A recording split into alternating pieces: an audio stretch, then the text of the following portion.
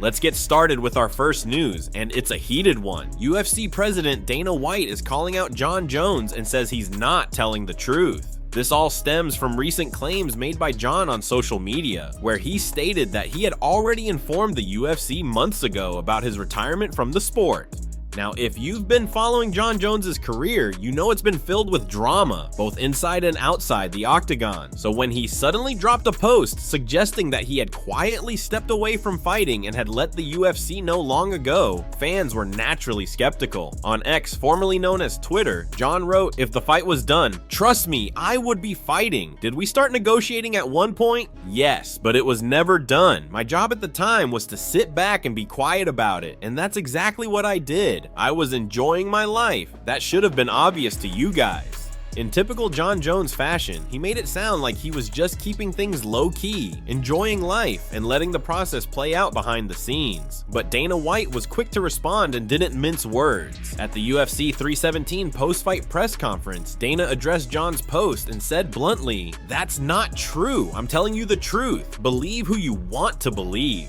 That's a pretty serious accusation from the UFC boss himself. Dana is essentially saying that Jon Jones is lying, or at the very least, misrepresenting what actually happened. And in the world of MMA, where negotiations, timing, and public image matter a lot, this back and forth is more than just a disagreement. It speaks to ongoing tension between one of the UFC's biggest stars and its most powerful figure. It also raises a lot of questions. Did Jon really inform the UFC he was done? Or is he trying to gain some narrative control after being inactive for so long? Is there more going on behind closed doors than the public knows? For fans, this just adds another chapter to the already complicated legacy of Jon Jones, a fighter many consider one of the greatest of all time, but whose career has been shadowed by controversy, delays, and now conflicting statements. One thing's for sure, this story is far from over. Now let's move on to the second news. Conor McGregor reacts to Ilia Topuria. Conor gave his thoughts after Ilia defeated Charles Oliveira to become the new lightweight champion. What surprised people even more is that Conor pointed out Ilia used one of his own lines in the post-fight moment. Ilia said something along the lines of, "I can rest my balls on your forehead," which is a phrase fans of Conor might remember well. On X, Conor wrote, "Congrats on winning my old titles, Ilia." He continued, he said he's gonna rest his balls on Paddy's head too. Fair play, good lightweight scrap, that one is as well. In my opinion, UFC is back. We're still missing something though. 3 KOs back-to-back is very good. No one can deny the knockout. I like. Unlucky to Charles also. Styles make fights. You are a tremendous and legendary UFC fighter. Rest up. This response caught many fans off guard, especially because Conor had some pretty aggressive words for Ilia in the past. During a previous live stream, Conor had this to say when asked how he would beat Ilia. "Ilia Aburo Topo. I'd grab him by the scruff of the chest and slap that little nose off him. Yeah, little ding dong the thing he is. I'm Spanish. I'm in Marbella, bro. Yeah, I'm in Marbella at the bare knuckle stall, and let's see what's what. We'll bounce in the yoke, have a bare knuckle, you little fool. I'll cave your head in, you little short tip. I'll box your jaw in on sight. I'm in Marbella, Spain. Yeah, I'm in Marbella, Spain, October 12th at the bare knuckle stall, bro. Yeah, see what happens here. See what happens here when you cross me, bro, or you come across me." Wild stuff, but let's keep moving. Coach Javier Mendez, a name respected throughout MMA, recently weighed in on what could become one of the most exciting potential matchups in the lightweight division, Ilia Topuria versus Arman Tsarukyan. Speaking to Submission Radio shortly after UFC 317 wrapped up, Mendez didn't hesitate to share his views. According to him, if there's one man who has the right tools to give Ilia a serious challenge, it's Arman Tsarukyan. Despite other names being tossed around like Justin Gaethje and Paddy Pimblett, Mendez made it very clear, in his eyes, only Arman truly possesses the skill sets and style necessary to test Topuria. When asked to break it down, he explained that while others might bring exciting fights, Arman is the one with the tactical ability and fight IQ to potentially disrupt Ilia's momentum. Arman Tsarukyan would be the one that, in my opinion, might give him the most problems, Mendez said, because Arman's not going to stand and trade with him. He's going to turn it into a grappling war. That's where things get interesting. It's going to be a war of nutrition, a battle of who can impose their will, who can break the other mentally and physically.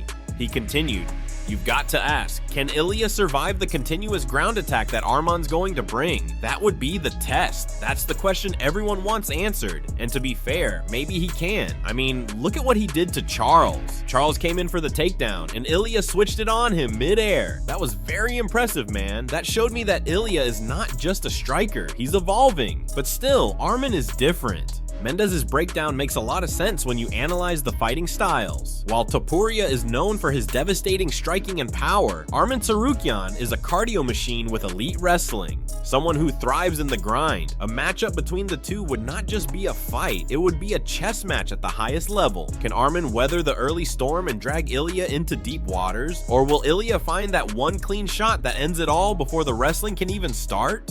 It's a fascinating stylistic clash that has fans buzzing, and with Mendez backing Arman as the biggest threat, this fight might be closer to happening than we think.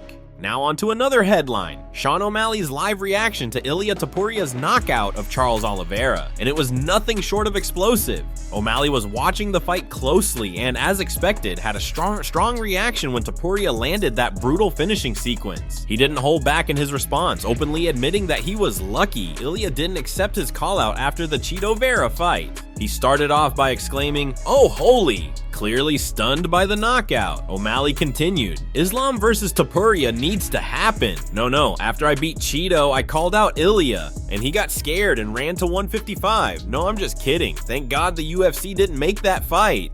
That moment of honesty quickly turned into admiration. "He's up there with Jon Jones," Sean said, referring to Ilia's rapidly rising status in the sport. "Knocked out Max, knocked out Charles. Yeah, I mean, the fight didn't play out too long. I was hoping we'd see some sick scrambles, but Ilia is just that good. Landed a clean right hand knocked him out. Left hook just made it worse." O'Malley then shifted the conversation toward matchmaking, voicing his opinion loud and clear. "Ilia versus Paddy is the fight to make. That's the fight to make. Simple as that. Ilia versus Paddy, 100%. That's the next fight." He continued with even more excitement, adding, "If it's not going to be Ilia versus Islam, then some SHT might pop off right here. Paddy is in the cage with Ilia. This is going to be a fantastic press conference, fantastic build-up, and a pretty epic fight." Then in classic O'Malley style, he repeated his point with full intensity. "Holy shit, that's the fight to make. I completely forgot about Paddy. Oh, that's the fight to make. Ilia versus Paddy. I'm excited. Let's make it happen. I'm going to call Dana and see what we can do." Whether or not Dana White listens, one thing is clear. O'Malley's reaction reflects what a lot of fans are thinking. The hype around Ilia Topuria is real, and if he does end up sharing the cage with Paddy Pimblett or even Islam Makhachev, we're in for a showdown.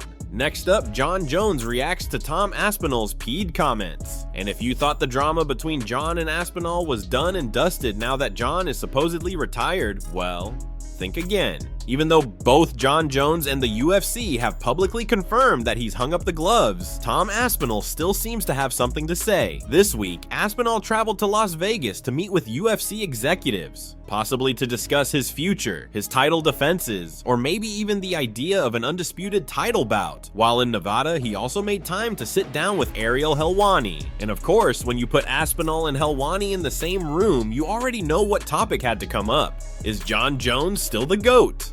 During their conversation, both Ariel and Aspinall came to the same conclusion. They agreed that Jon Jones's past failed drug tests disqualify him from being considered the greatest of all time. That was already a bold statement, but Aspinall wasn't done there. He took things even further by talking about PED users in general, delivering a passionate and intense take. He said, if you're a sprinter, for example, and you run 100 meters and you take PEDs and win the race, you become faster than people who are not taking PEDs. That's okay, you're a cheat. You've won. They'll take your title off you or whatever. But if your job is to hurt another person, physically hurt another person, which could potentially redirect the rest of their life post-fighting, then you're an absolute piece of shit, and you should never be allowed to fight again. He didn't stop there. If you have any PED stuff, it's like taking a gun to a knife fight. You know what I mean? It's like bringing a knife to a bare knuckle fight. How can you look yourself in the mirror when you know you're cheating and you could damage the other person for life? It's disgusting. As expected, it didn't take Jon Jones long to fire back. Taking to social media, Jon posted a brief but sharp response. "You silly goose, I never took. The evidence is all there, hence why I was able to fight again. The rules have been changed for everyone across all sports. Call me the game changer."